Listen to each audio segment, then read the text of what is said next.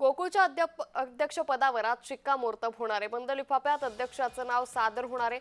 अध्यक्षपदासाठी नावेद मुश्रीफांचं नाव हे चर्चेत आहे। नावेद मुश्रीफ हे हसन मुश्रीफांचे पुत्र आहेत आणि निवडणुकीच्या पूर्वसंध्येला घेतलेल्या बैठकीमुळे या निवडणुकीमध्ये मोठा ट्विस्ट आल्याचं देखील सध्या पाहायला मिळतंय। त्यामुळे गोकुळच्या अध्यक्षपदाची माळ आता कोणाच्या गळ्यात पडणार याकडे सर्वांचंच लक्ष लागलंय।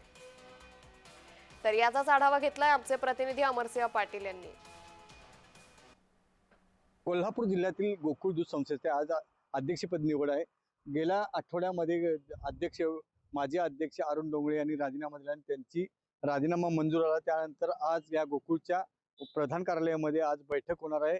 संचालकांची बैठक होणार, त्यामध्ये अध्यक्ष निवड केली जाणार आहे। गेल्या काही दिवसापासून जिल्ह्यातील सर्व नेते असतील ज्यांची गोकुळमध्ये सत्ता आहे, कारण महायुतीचा अध्यक्ष व्हावा असा एक नवीनच गेल्या काही दिवसापासून चर्चेला उधाण आलं आणि महायुतीचा अध्यक्ष कोण होईल याकडे सगळ्यांचं लक्ष होतं। परंतु ज्या वेळा ह्या गोकुळमध्ये सत्ता घेण्यात आली त्यावेळा महाविकास आघाडीमध्ये असणारे सतेज पाटील आणि हसन मुश्रीफ यांनी ही सत्ता स्थापित केली।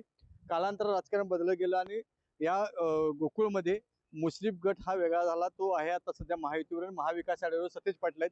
त्यामुळे येणाऱ्या निवडणुकीमध्ये महायुतीचा उमेदवार या अध्यक्ष व्हावा यासाठी प्रयत्न केला जात होता। परंतु आता आज दुपारी होणाऱ्या या अध्यक्षपदाच्या